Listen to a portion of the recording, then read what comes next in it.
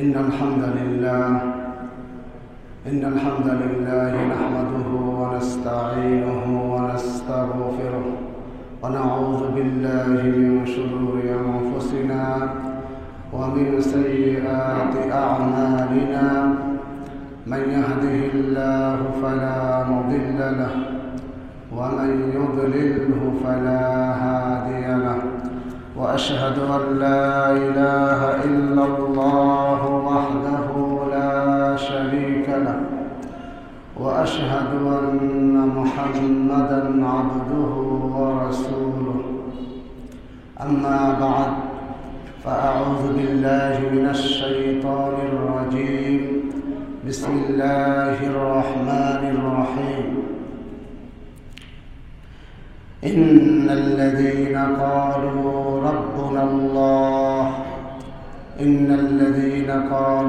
ربنا الله ثم استقاموا تتنزل عليهم الملائكة ألا تخافوا ولا تحزنوا وابشروا بالجنة التي كنتم توعدون نحن أولياؤكم في الحياة الدنيا وفي الآخرة ولكم فيها ما تشتهي أنفسكم ولكم فيها ما تدعون نزلا من غفور رحيم. وقال رسول الله صلى الله عليه وسلم ذاق طعم الإيمان من رضي بالله ربا وبالإسلام دينا وبمحمد صلى الله عليه وسلم رسولا.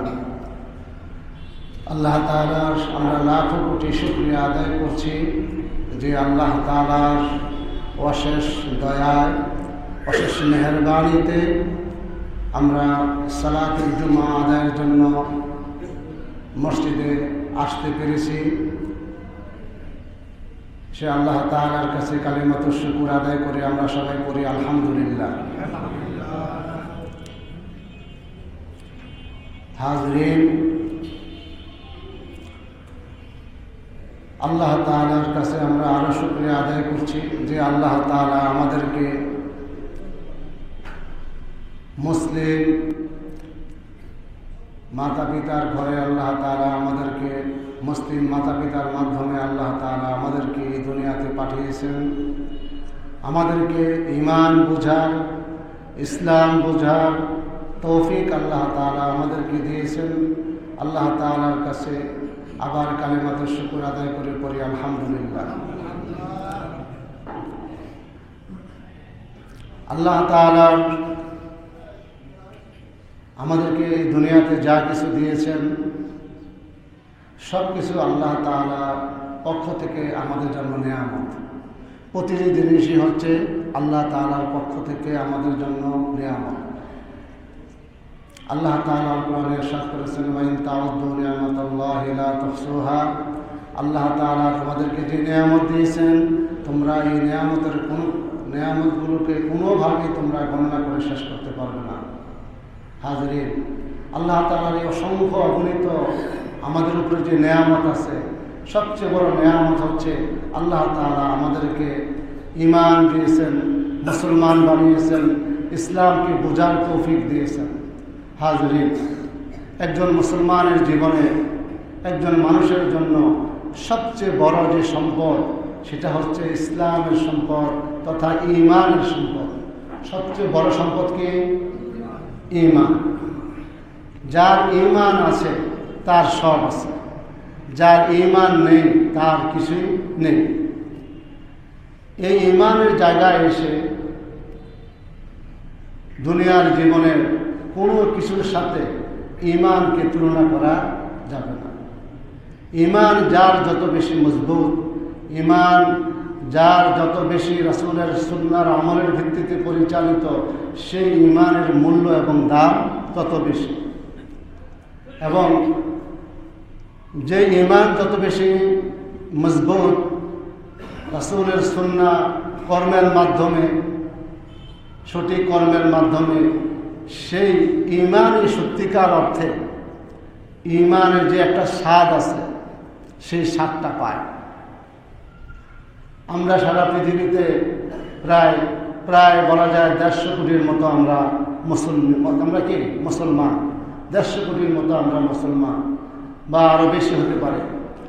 এই বিশাল সংখ্যক মুসলমান আমরা পৃথিবীতে, আমরা আল্লাহকে বিশ্বাস করি, কিন্তু আমাদের এই 150 কোটি মানুষের, মুসলমানের, আমাদের সবার ঐক্যের যে জায়গা থাকা দরকার ছিল, ঈমানের ভিত্তিতে আল্লাহ তাআলা আমাদেরকে যেই ঐক্য, যেই ভালোবাসা, যেই ভ্রাতৃত্বের বন্ধনে আল্লাহ তাআলা আমাদেরকে আবদ্ধ করেছিলেন, সেই বন্ধনটা আরো অনেক গভীর হতো। সেই বন্ধনটা আমরা সেইভাবে দেখতে পাচ্ছি না, কারণ ঈমানের যে ব্যক্তি পর্যায় থেকে সমাজ, রাষ্ট্র পর্যায়ে ঈমানের যে দাবিগুলো আছে, সেই দাবিগুলো আমরা সত্যিকারভাবে আদায় করতে না পারার কারণে আমার ব্যক্তি জীবনে আমি অসহায়। আমি সালাত আদায় করে, আমি সিয়াম সাধনা করে, আমি অন্যান্য কাজকর্ম করেও আমার ভিতরে ঈমানের যে স্বাদ পাওয়ার বিষয় ছিল সেটা আমি পাচ্ছি না। তো এই জন্য ঈমানের বিষয়টা আল্লাহ নবী সাল্লাল্লাহু আলাইহি ওয়াসাল্লামের সাহাবীগণ বলতেন, ঈমানের বিষয়ে বলতেন, তাআলাউ নাজলিস নুমিন সাআতান, আসো ভাই কিছু সময় ঈমানের আলোচনা করি। কিছু সময় কি করি?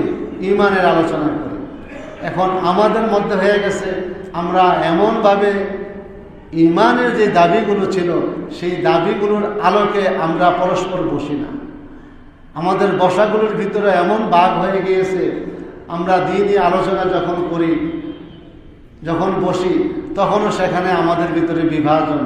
যে ঈমান, যে ইসলাম আমাদেরকে শিখিয়েছেন সার্বজনীন ভ্রাতৃত্ব, যে ঈমান ইসলাম আমাদেরকে শিখিয়েছেন যে কোনো মুসলমানের মধ্যে কোনো পার্থক্য নেই, মুসলমানের ধনী গরিবের কোনো পার্থক্য নেই, মুসলমানের ভিতরে শিক্ষিত অশিক্ষিত আল্লাহর বান্দা হিসাবে কোনো পার্থক্য নেই, সবাইকে ভাই ভাই, ওয়াকুনু ইবাদাল্লাহি ইখওয়ানা, তোমরা সবাইকে আল্লাহর বান্দা হিসাবে তোমরা সবাই ভাই ভাই। এবং এই যে মুসলিম ভ্রাতৃত্বের যে সার্বজনীনতা, সেটা আসলে আমাদের ভিতরে হারিয়ে গেছে। তার অনেকগুলো কারণ আছে হাজরিন। তো যেটা বলছিলাম, ঈমানের যে আমরা স্বাদ পাচ্ছি না, যার কারণে আমার ব্যক্তি জীবন থেকে শুরু করে, আমার পারিবারিক জীবন থেকে শুরু করে, আমার রাষ্ট্রীয় জীবন পর্যন্ত প্রতিটি ক্ষেত্রেই যেটা আমরা দেখতে পাচ্ছি, একটা বিশৃঙ্খল অবস্থা। না ব্যক্তি জীবনে আমি স্বাভাবিক আছি, না আমার পরিবারে শান্তি আছে, না আমার রাষ্ট্রে আমি শান্তির জন্য কোনো কাজ করতে পারতেছি, সেটা ব্যক্তিগত উদ্যোগে হোক, সামষ্টিক উদ্যোগে হোক। কারণ কয়টা বলছি? 3টা। কয়টা কারণ? 3টা কারণ। এটা মৌলিক বিষয়।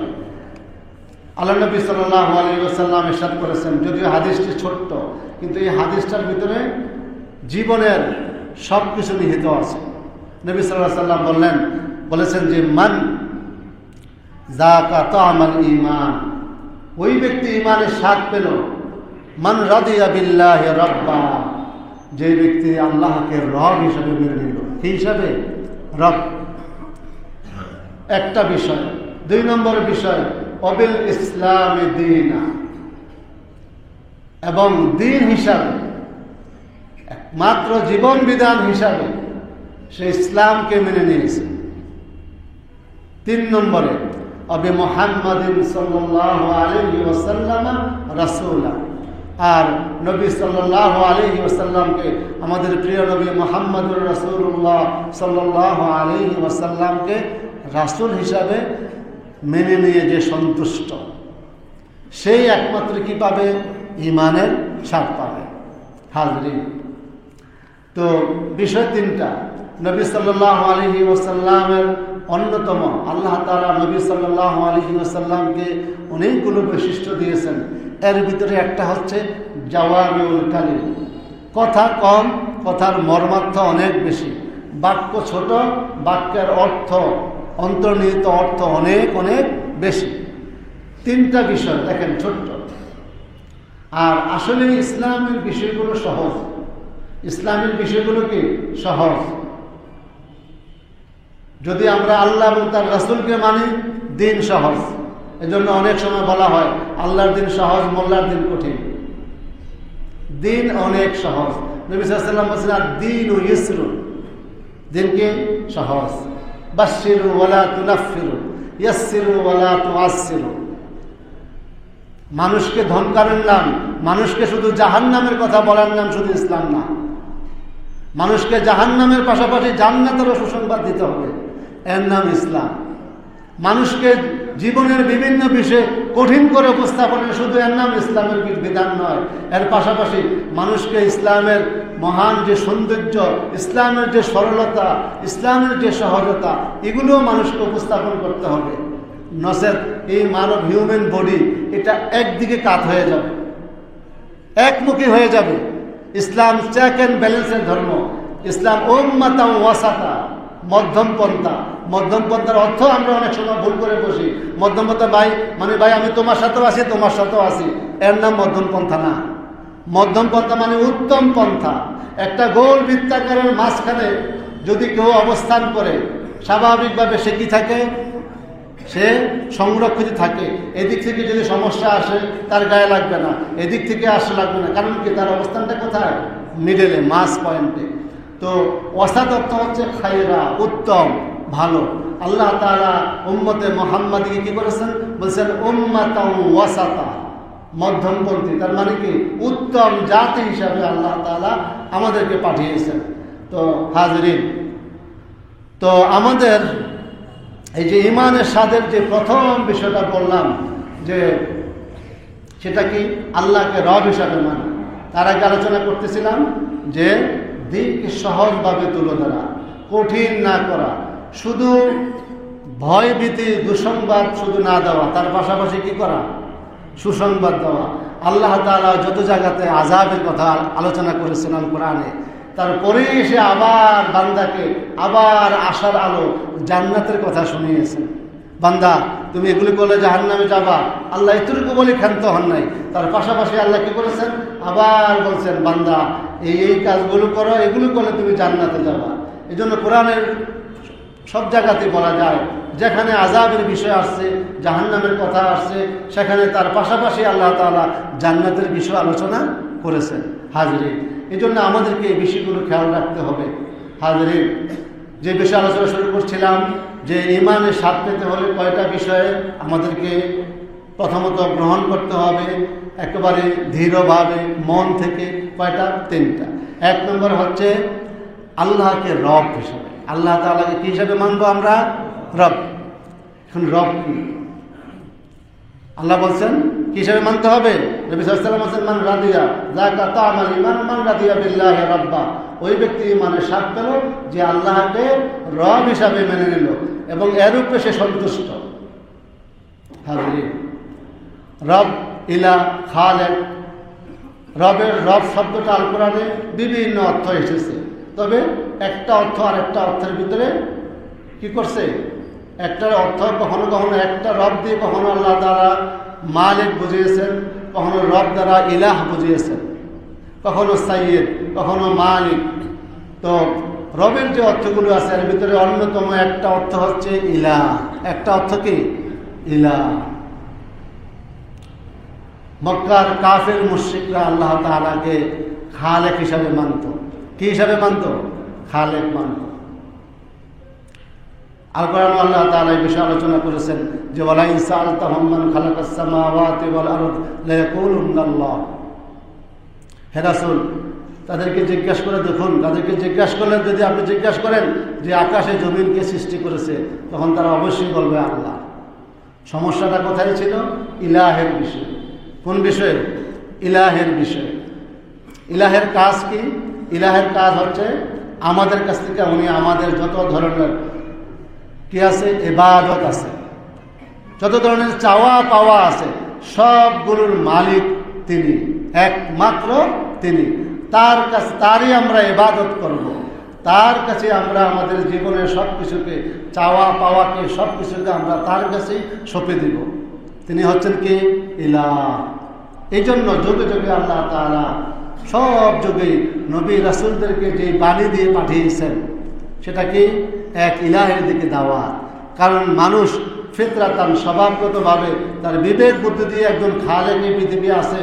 কোনো একটা জিনিস যেমন এইভাবে সৃষ্টি হয় না, এই বিশাল পৃথিবীটা মানুষের বিবেকে বলে এইভাবে সৃষ্টি হয় না, এটা নিশ্চয়ই কোনো একজন আছে, এটাই বিশ্বাসটা আসে।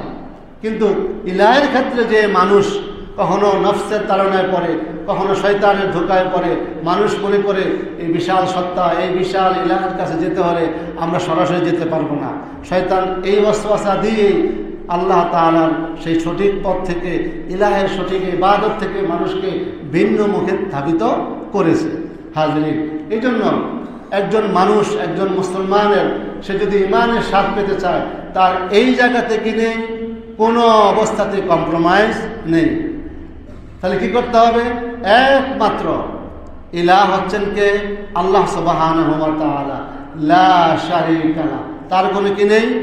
কোনো অংশীদার নেই। তার কোনো কি নেই?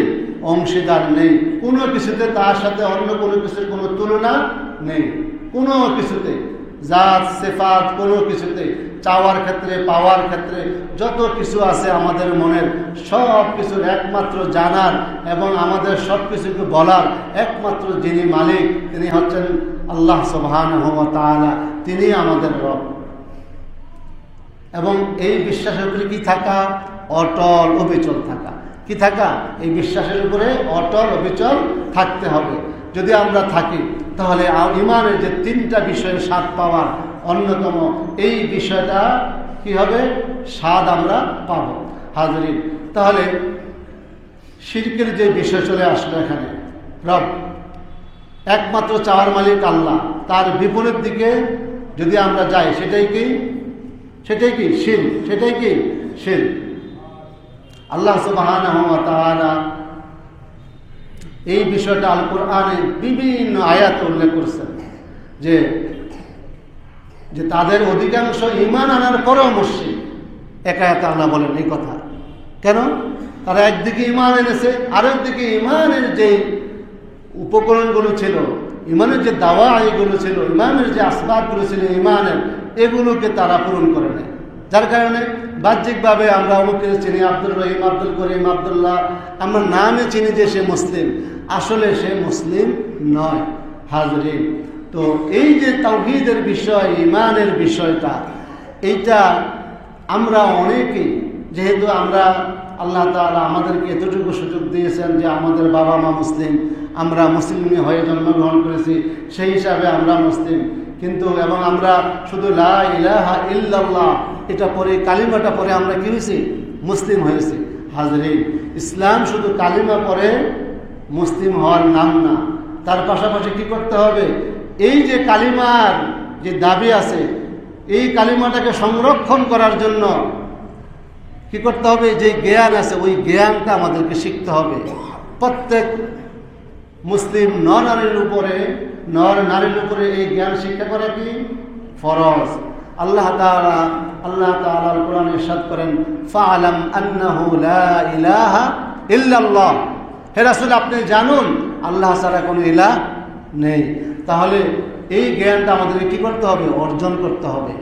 একদিকে আমরা লা ইলাহা ইল্লাল্লাহ, এটা হচ্ছে আমাদের কালিমা, সর্বশ্রেষ্ঠ কালিমা, এটা পড়লাম, এইটার যে দাবি আছে, এটার কি কাজগুলো করলে এই কালিমার উপরে আমি তো মজবুত থাকবো, অটল অবিচল থাকবো, যে শিক্ষাগুলো আছে, সেই শিক্ষাগুলোর আলোকে যে আমলগুলো আছে, সেগুলো আমি যত করতে পারবো ততই আমি ঈমানের উপরে অটল অবিচল থাকবো মৃত্যু পর্যন্ত।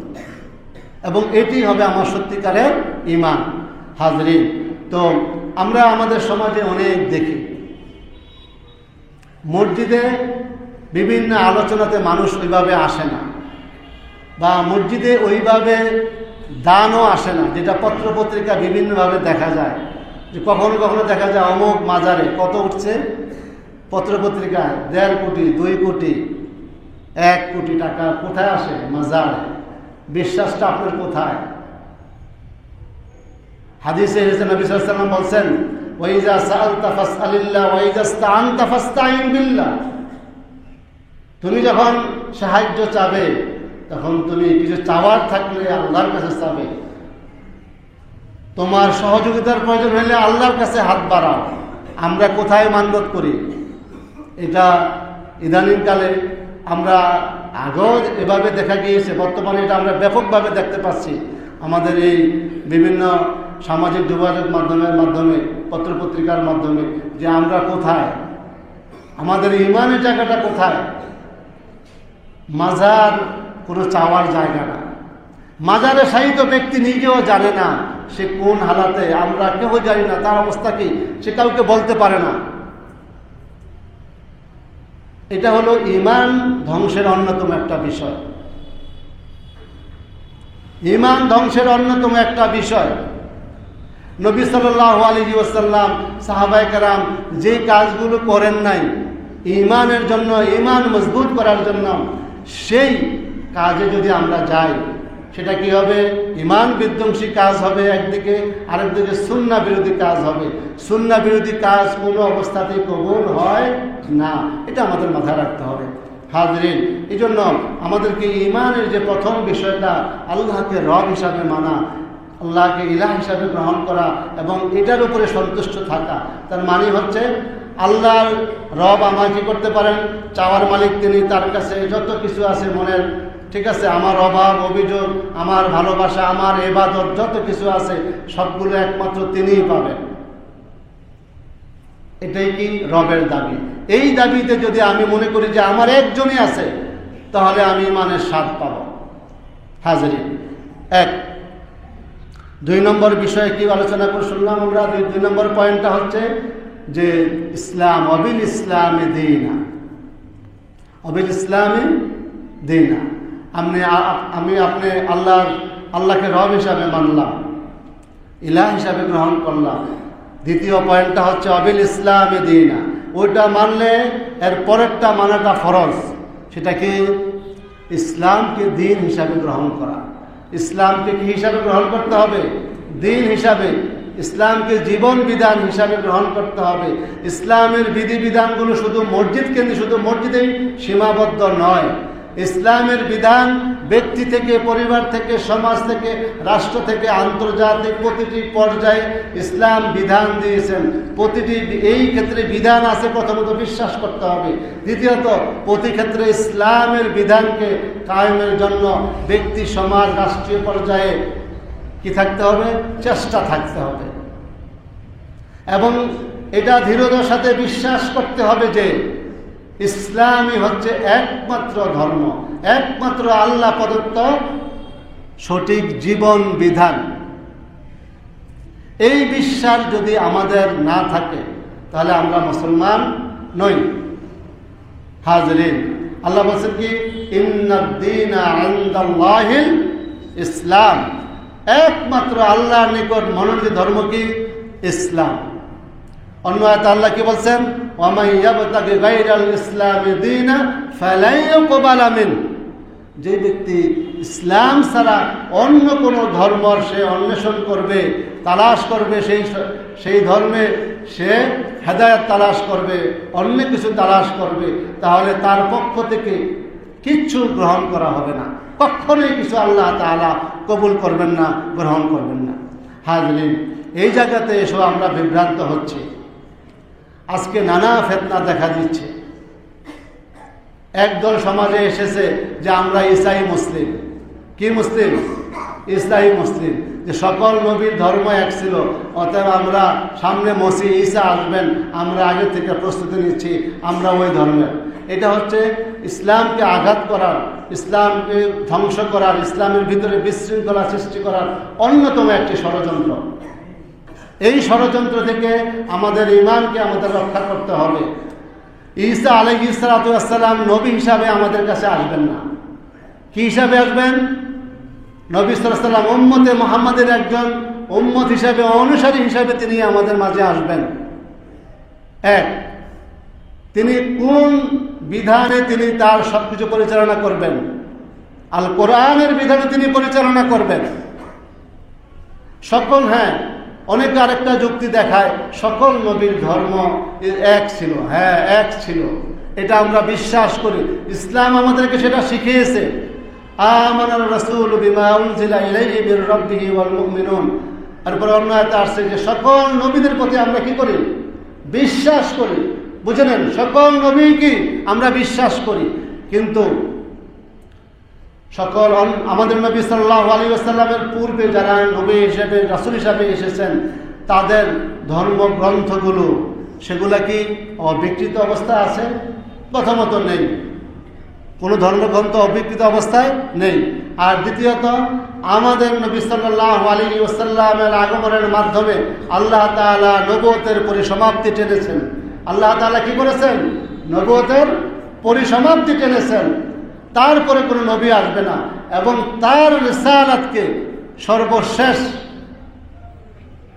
সর্বশেষ রিসালাত হিসাবে আল্লাহ তাআলা ঘোষণা দিয়েছেন এবং এই আল কোরআনের বিধান কিয়ামত পর্যন্ত চলবে। এই কোরআনের বিধান কিয়ামত পর্যন্ত চলবে। হাজরিন, তো এই যে আমাদের প্রিয় নবী সাল্লাল্লাহু আলাইহি ওয়াসাল্লাম সর্বশেষ নবী এবং রাসূল, তার উপরে অর্পিত আল কোরআনুল কারীম সর্বশেষ আল্লাহ তাআলা প্রদত্ত ওহী গ্রন্থ, এই গ্রন্থের বিধান অনুযায়ী এইটাকে আল্লাহ তাআলা গ্রহণ করতে বলেছেন।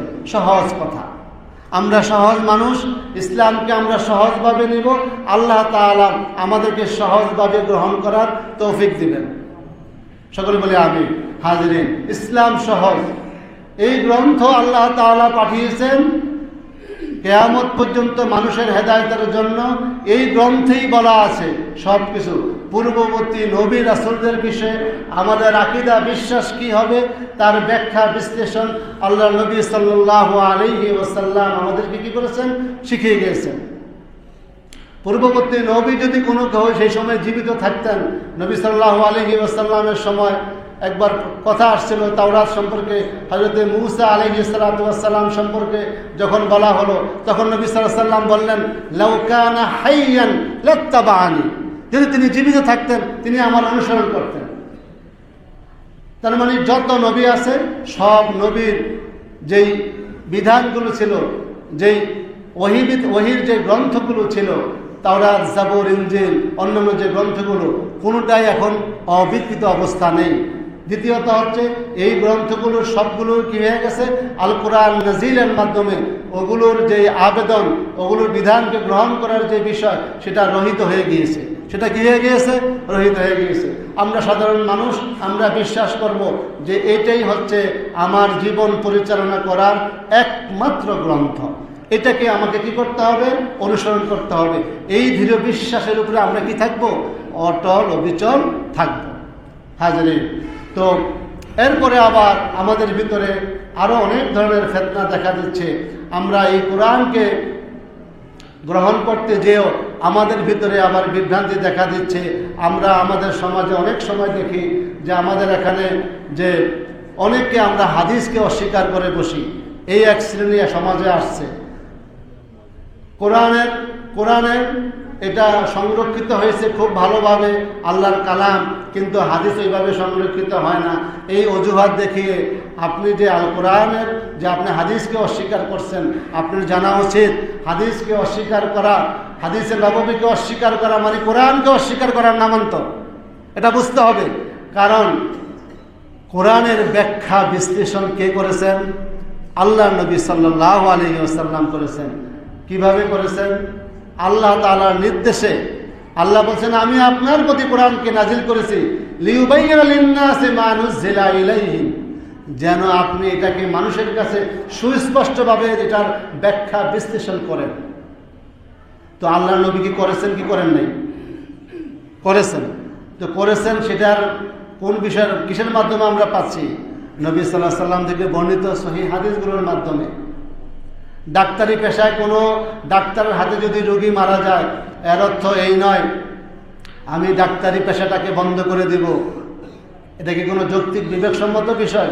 হাদিসের ক্ষেত্রে যুগে যুগে কাজ্জাব, মিথ্যাবাদীরা যুগে যুগে, মতলববাদীরা যুগে যুগে তারা হাদিসকে প্রশ্নবিদ্ধ করার নানা অপপ্রয়াস চালিয়েছে, কিন্তু আল্লাহ তাআলা তাদের সেই অপপ্রয়াসকে সফল হতে দেননি। ওয়া মাকারু ওয়া মাকারাল্লাহ। আল্লাহু খায়রুল মাকিরিন, যুগে যুগে সেটা হয়েছে। কিন্তু আল্লাহ তাআলা মুসলিম উম্মার মাঝে একদল বিদগ্ধ আলেমে দ্বীন আল্লাহ তাআলা সৃষ্টি করেছেন, মুহাদ্দিসিন কেরামকে সৃষ্টি করেছেন, যাদের মাধ্যমে আল্লাহ তাআলা তার নবীর কথাগুলোকে আল্লাহ তাআলা সঠিকভাবে সুন্দরভাবে কি করেছেন, সংরক্ষণের ব্যবস্থা করেছেন। হাজরিন, কোরআনের অনেক বিধান আছে, অসংখ্য বিধান, যেগুলো আমরা হাদিস ছাড়া কোনোভাবে পাওয়ার সম্ভাবনা নেই, কোনোভাবে সম্ভাবনা নেই। আমরা যে সালাত করি, এই সালাত কি আল কোরআনে এভাবে এসেছে? আসেনি। আমরা যে সিয়াম সাধনা করি মাহে রমজানের 1 মাস, এখানে এটা কি আল কোরআনে এভাবে এসেছে? আমরা জাকাত দেই, জাকাত এভাবে এসেছে? আল কোরআনে আসেনি। আমরা হজ পালন করি, হজ কি এভাবে এসেছে? এভাবে ইসলামের অসংখ্য বিধিবিধান আছে, যেগুলোর সুস্পষ্ট ব্যাখ্যা কে দিয়ে গিয়েছেন? আমাদের প্রিয় নবী মুহাম্মদুর রাসূলুল্লাহ সাল্লাল্লাহু আলাইহি ওয়াসাল্লাম এটার ব্যাখ্যা দিয়ে গিয়েছেন। হাজরিন, তো এই জন্য আমাদেরকে কি করতে হবে? আমাদেরকে কোরআনের যে সঠিক ব্যাখ্যা, কোরআন বুঝতে হলে শুধু ভাষাবিদ হলেই কোরআন বোঝা যাবে না। কোরআন বুঝতে হলে ভাষার জ্ঞানের পাশাপাশি আপনাকে রাসূলের সুন্নতের দিকে, হাদিসে নববীর দিকে আপনাকে ধাবিত হতে হবে। এই বিষয়গুলো আপনাকে অধ্যয়ন করতে হবে। শুধু শাব্দিক ব্যাখ্যা দিয়ে কোরআন আপনি ব্যাখ্যা করে মানুষের ভিতরে আপনি হেদায়েতের আলো জানাবেন, এটা সম্ভব নয়। হ্যাঁ, এটা সহায়ক। আপনি ভালো আরবি জানবেন, আপনার আরবি ভাষা আপনার ব্যুৎপত্তি অর্জন যদি হয়, আপনাকে কোরআন বোঝার ক্ষেত্রে, হাদিস বোঝার ক্ষেত্রে, ইসলামী জ্ঞান বোঝার ক্ষেত্রে সহায়ক। কিন্তু এটার উপরে নির্ভর করে আপনি কোরআনের বিভিন্ন বিষয়ের ব্যাখ্যা করে সমাজের ভিতরে আপনি বা কোরআনের শাব্দিক অর্থ দিয়ে, শাব্দিক অর্থের মাধ্যমে আপনি কোরআনের দ্বীনের আলো ছড়াবেন, আপনি ভাবছেন ভাইরা এটা কখনো সম্ভব নয়, সম্ভব নয়। ইউদিল্লু বিহি কাসীরান ওয়া ইয়াহদি বিহি কাসীরা, মাথায় রাখতে হবে এটা। হাজরিন, এই জন্য আমাদেরকে হাদিসে নববীর দিকে আমাদেরকে ফিরে যেতে হবে। আল্লাহ নবী সাল্লাল্লাহু আলাইহি ওয়াসাল্লামের যে পথ পদ্ধতি, সেটাকে আমাকে গ্রহণ করতে হবে। হাজরিন, তো আলোচনা করতেছিলাম দ্বীন বিষয়ে। তাহলে আমাদের যে দ্বীনের বিষয় আছে একটাই, সেটা কি? আমি যেখানে যাই, যেই আলোচনায় যাই, সব জায়গাতে কোনোভাবে যাতে করে আমার মাধ্যমে আমার এই ইসলাম, আমার এই দ্বীন যাতে কোনোভাবে যাতে বাধাগ্রস্ত না হয়, আমার মাধ্যমে, আমার দুটি কথা, আমার আচরণের মাধ্যমে যেন আমার ইসলাম যাতে কোনো কারণে অপমানিত না হয়, কোনো কারণে প্রশ্নবিদ্ধ না হয়, এই বিষয়ে একজন মুমিন বান্দা সাবধান থাকতে হবে। হাজরিন, কম্পারেটিভ রিলিজন, তুলনামূলক ধর্মতত্ত্ব ভালো জিনিস হতে পারে, কিন্তু আমি আপনি সবার আগে তুলনামূলক ধর্মতত্ত্ব আগে শেখা না। আগে আপনাকে শিখতে হবে যেই বিষয়গুলোর মাধ্যমে আপনার ঈমান মজবুত থাকে। আগে ঘরের বাড়ির ছাদ না, আগে কি? ফিলা। আগে কোনটা? ফিলা। আজকে আমরা অনেক সময় দেখি আমরা কম্পারেটিভ রিলিজনের মাধ্যমে ইসলামের প্রচারের জন্য যাচ্ছি। হ্যাঁ, এটা ভালো কাজ, সেটাকে আমরা অবশ্যই সেটাকে আমরা সাধুবাদ দেব, সহযোগিতা বা এটাকে আমরা উৎসাহিত করব। কিন্তু ভাইরা, আপনার ঈমানটা আগে মজবুত করেন। আপনার ঈমান যদি আপনি মজবুত করে না যান, ফিলারবিহীন ছাদের যেমন মূল্য নেই, আপনার এই কম্পারেটিভ রিলিজনের মাধ্যমে আপনি সমাজের ভিতরে ইসলামের প্রচার প্রসার করবেন, ইটস ইম্পসিবল। কোনোভাবে এটা সম্ভব না। হাজরিন, কেন সম্ভব না? কারণ হচ্ছে আপনার ভিত্তিটা মজবুত করতে হবে। আল্লাহ নবী সাল্লাল্লাহু আলাইহি ওয়াসাল্লাম মক্কি জীবনের সবটুকু সময় কত বছর? 13 বছর। কত বছর? 13 বছর নবুয়তি জিন্দেগিতে তিনি কিসের কাজ করেছেন? যুদ্ধ বিগ্রহ করেছেন? কি করেছেন? তাওহীদের দাওয়াত দিয়েছেন। সাহাবায়ে কেরামকে ঈমানের বিষয়ে, তাওহীদের বিষয়ে, ইসলামের মৌলিক কনসেপ্টের বিষয়ে কি করেছেন? শিক্ষা দিয়েছেন। কত বছর? 13 বছর। তারপরে গেছেন আহকামের বিষয়ে, বিধিবিধানের বিষয়ে, যুদ্ধ বিগ্রহের বিষয়ে, দিন কায়েম রাষ্ট্রীয়ভাবে প্রচার প্রসারের বিষয়ে যখন আল্লাহ তাআলার পক্ষ থেকে যখন বিধান আসলো, তখন নবী সাল্লাল্লাহু আলাইহি ওয়াসাল্লাম মাদানী জীবনে তিনি আহকামের বিভিন্ন বিষয়গুলো, যুদ্ধের বিষয়ে সেই বিষয়ে তিনি মনোনিবেশ করেছিলেন। হাজরিন, তো এই জন্য কি করতে হবে? আমাদেরকে দিনকে আগে দিনের সঠিক সোর্স থেকে শিখতে হবে। দিনের সঠিক সোর্স কি? আল কোরআন। প্রথম সোর্স কি? আল কোরআন। দ্বিতীয় সোর্স কি? নবী সাল্লাল্লাহু আলাইহি ওয়াসাল্লামের হাদিস। এইটাকে বাদ দিয়ে কোনোভাবে আপনাকে অন্য কিছু দিন প্রচারের নামে যদি আপনি করতে চান, সেখানে দিনের ভিতরে বিশৃঙ্খলা সৃষ্টি হবে, নামান্তরে কি হবে? বিশৃঙ্খলা সৃষ্টি হবে। কেন? কারণ হচ্ছে আপনার ভিতরে বেসিক নেই। আল্লাহ বলছেন, আল্লাহ তার রাসূলকে কেন পাঠিয়েছেন? হুয়াল্লাযী আরসালা রাসূলাহু বিল হুদা ওয়া দীনিল হক লিইয়ুযহিরাহু আলা দ্বীনি কুল্লি। আল্লাহ তাআলা তার রাসূলকে সত্য দিন নিয়ে, সঠিক হেদায়েত দিয়ে আল্লাহ তাআলা কেন পাঠিয়েছেন? লিইয়ুযহিরাহু আলা দ্বীনি কুল্লি, যেন কি হন? যেন ইসলামকে সকল দিনের উপরে কি করা যায়? বিজয়ী করতে হবে। বিজয়ী করার জন্য তো আপনার ভিতরে ইসলামকে বিজয়ী করার সেই জ্ঞান আপনাকে আগে অর্জন করতে হবে। অন্যথায় আপনার মাধ্যমে, আপনি সেই তুলনামূলক ধর্মতত্ত্বের মাধ্যমে যে আপনি কি করবেন? সঠিক জ্ঞানের অভাবে অনেক ক্ষেত্রে আপনি কম্প্রোমাইজ করে ফেলবেন। সমাজ প্রেক্ষাপটে, রাষ্ট্রীয় প্রেক্ষাপটে, নানা প্রেক্ষাপটে জড়িয়ে আপনি বলে ফেলবেন, হ্যাঁ ওই ধর্মও ঠিক, এই ধর্মও ঠিক। লাকুম দীনুকুম ওয়ালিয়া দীন বলার সময় নেই। বাংলাদেশ ইসলামী দেশ, 90% বেশি আমরা মুসলিম। আমাদের দেশে লাকুম দীনুকুম ওয়ালিয়া দীন এটা এখানে নয়, এটা আমাদেরকে বুঝতে হবে হাজরিন। তো এই জন্য নিজের দিনকে সর্ব অবস্থায় কি করতে হবে? দিনকে সবার উপরে স্থান দিতে হবে। দিনকে বিজয়ের জন্য নিজের জীবনকে, নিজের সম্পদকে বিনিয়োগ করতে হবে। ইন্নাল্লাহা আশতারা মিনাল মুমিনিনা আনফুসাহুম ওয়া আমওয়ালাহুম বিআন্না লাহুমুল জান্নাহ। আল্লাহ তাআলা আমাদের জান ও মালকে আল্লাহ তাআলা আমাদের কাছ থেকে নিয়ে নিয়েছেন কিসের বিনিময়ে? আমাদেরকে জান্নাত দেবেন। হাজরিন, এজন্য একজন মুসলিম হিসাবে, একজন মুমিন হিসাবে আমাদেরকে জীবনের সর্বক্ষেত্রে আমাদেরকে কি করতে হবে?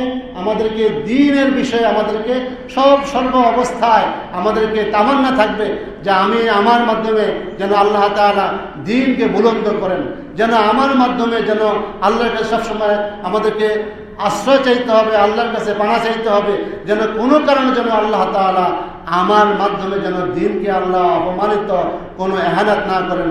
সকলে বলে আমিন। হাজরিন, সর্বশেষ যে বিষয়টা আলোচনা করে শেষ করছি সেটা হচ্ছে 3 নম্বরটা হচ্ছে আবি মুহাম্মাদিন রাসূলা, আবি মুহাম্মাদিন সাল্লাল্লাহু আলাইহি ওয়াসাল্লাম রাসূলা। আমাদের নবী শেষ নবী। আমাদের পরে কোন নবী, আমাদের নবীর পরে আর কোন নবী আসবে? কোন নবী আসবে না। যারাই বলবে ঈসাই, আমরা ঈসাই ধর্মের, তারা ভ্রান্ত। যারা গোলাম মোহাম্মদ কাদিয়ানী, স্পষ্ট ভ্রান্ত। আপনার থাকতে হবে এই ধরনের কোনো লোক যেন আপনার আশপাশে ঘেঁষতে না পারে, আগেই সাবধান। এক, আমাদের নবী যেই বিধানগুলো দিয়ে দিয়েছেন, আহলে কোরআন ভাইদেরকে বলছি, আমাদের নবী সাল্লাল্লাহু আলাইহি ওয়াসাল্লাম যেই বিধানগুলো দিয়েছেন, আপনারা যদি হাদিস অস্বীকার করেন তাহলে সেগুলো কোরআনকে অস্বীকার করার নামান্তর। কোরআনে অসংখ্য আয়াত এসেছে যেগুলোর মাধ্যমে আল্লাহ তাআলা বলেছেন যে তোমাদের রাসূল মা আতাকুমুর রাসূলু ফাখুযু ওয়া মা নাহা আনকুম ফান্তাহু। রাসূল তোমাদের কাছে যা নিয়ে এসেছেন সেগুলোকে তোমরা ধারণ করো। রাসূল তোমাদেরকে যেগুলো থেকে তোমাদেরকে বিরত রাখার কথা বলেছেন তোমরা সেখান থেকে তোমরা বিরত থাকো। সহজ। এমন অসংখ্য আয়াত আসছে। অন্য আয়াতে আল্লাহ বলছেন যে আল্লাহর ইতাআত করা, রাসূলের ইতাআত করার নামান্তর। অসংখ্য আয়াতে এভাবে এসেছে। আপনি যদি শুধু কোরআনের উপরে ডিপেন্ড করতে চান আপনি হেদায়েত পাবেন না। অসংখ্য বিধিবিধান, অসংখ্য ইসলামী হাকামের বিভিন্ন বিষয়গুলো এসেছে যেগুলোতে কি করা হয়েছে? রাসূলকে সম্বোধন করে আল্লাহ তাআলা বলেছেন যে ফালা ওয়া রাব্বিক লা ইউমিনুন হাত্তা ইউহাক্কিমুকা ফীমা শাজারা বাইনাহুম। যে আল্লাহর কসম, কখনোই তারা মুমিন হতে পারবে না যতক্ষণ না আপনি যেই বিষয়ে যে ফয়সালা দিয়েছেন তারা ওই ফয়সালাকে যতক্ষণ পর্যন্ত মেনে না নিবে ততক্ষণ আল্লাহর কসম তারা মুমিন হতে পারবে না। তাহলে রাসূলের অনুসরণ আপনি কিভাবে করবেন যদি আপনি সহিহ সুন্নাহ, যদি আপনি সহিহ হাদিসগুলোকে যদি আপনি গ্রহণ না করেন? জাল হাদিস অসংখ্য আছে। জাল হাদিসের এই কথা বলে এগুলো হচ্ছে ওরিয়েন্টালিস্ট, যারা প্রাচ্যবিদ, তাদের অখাদ্য বিষয়গুলো আমাদের সমাজে নানাভাবে ঢুকে গেছে, যে এগুলো আব্বাসী আমলের সৃষ্ট বিষয়। হাদিস 100 বছর পরে, 200 বছর পরে হাদিস সংকলন হয়েছে, এই নানা কথা বলে হাদিসকে তারা প্রশ্নবিদ্ধ করার চেষ্টা করে। ভাইরা, এটা আমাদেরকে বুঝতে হবে, হাদিস অস্বীকার করা কোরআনকে অস্বীকার করার নামান্তর। আবার হাদিস অস্বীকারের মাধ্যমে তারা আরেকটা ফন্দি আটে, সেটা হচ্ছে কি, সাহাবায়ে কেরাম সম্পর্কে তারা কটূক্তি করেন। হাজরিন, কার নামে সিন্নি খাইলাম, মোল্লা চিনলাম না, একটা কথা গ্রামে বলে। ইসলামটা আমাদের মাঝে কার মাধ্যমে এসেছে এটা বুঝতে হবে, সাহাবায়ে কেরামের মাধ্যমে। সাহাবায়ে কেরামকে যদি আমরা যদি প্রশ্নবিদ্ধ করি, ইসলামকে প্রশ্নবিদ্ধ, শুধু হাদিস না, কোরআনটাও প্রশ্নবিদ্ধ। আমাদেরকে এই জায়গাতে কোনো আপোষহীন থাকতে হবে, কোনো আপোষ নেই। সাহাবায়ে কেরামের ব্যাপারে যারাই কথা বলবেন তাদেরকে আমরা নসিহত করব, ভাইরা এই বিষয়ে আপনি ক্ষান্ত থাকবেন। অনেক বিষয় আছে, আমরা সাদামাটা বিষয় নিয়ে আমরা কথা বলি, সাদামাটা বিষয় নিয়ে কথা বলি। আমির হযরত মুআবিয়া রাদিয়াল্লাহু তাআলা আনহু সম্পর্কে কথা বলি, ইয়াজিদ সম্পর্কে কথা বলি। হাজরিন, আপনার জিহ্বাকে সংযত করুন, আপনার ঈমান সংযত থাকবে। আল্লাহ বলেছেন, ওয়ালা তাকফু মা লাইসা লাকা বিহি ইলম, যে বিষয়ে তোমার জ্ঞান নেই বান্দা, সেই বিষয়ে তুমি একবারই কথা বলবে না। ইসলামের ইতিহাস আপনি জানুন। ইসলামের ইতিহাসগুলো আমরা জানতেছি ওরিয়েন্টালিস্টের বইয়ের মাধ্যমে, বিভিন্ন ইতিহাসের মাধ্যমে, পিকেহিটি, নিকলসন, ময়ূর, এভাবে যারা বড় বড় যারা, অথবা যারা শিয়া, যারা ঐতিহাসিক, এদের মাধ্যমে আমরা জানছি। আমরা যারা আহলে সুন্নাত ওয়াল জামাতের যারা ঐতিহাসিক, তাদের মাধ্যমে আমরা জানি না। আমরা তারিখ তাবারি পড়ি না, আমরা সিরা নববিয়া ইবনে কাসিরের সিরা নববিয়া পড়ি না। এইভাবে অনেকগুলো বিষয় আমাদের না পড়ার কারণে আমরা যারা ওরিয়েন্টালিস্ট, তাদের সেই বিষয়গুলো দ্বারা সেভাবে পড়ার কারণে হাজরিন, আজকে আমাদের মাঝে আমাদের দিনকে আমরাই প্রশ্নবিদ্ধ করছি। তো আল্লাহ তাআলার কাছে আমরা তৌফিক কামনা করছি যে আল্লাহ তাআলা যেন আমাদেরকে ঈমানের যেই স্বাদ, যে 3টা বিষয় আমরা আলোচনা করলাম, সেগুলো থেকে উপকৃত হয়ে আমাদের ব্যক্তি, সমাজ, পারিবারিক জীবনে সেগুলো বাস্তবায়ন করার আল্লাহ তাআলা আমাদের সবাইকে তৌফিক দিন। সকলে বলি আমিন। আসসালামু আলাইকুম ওয়া রাহমাতুল্লাহি ওয়া বারাকাতুহু।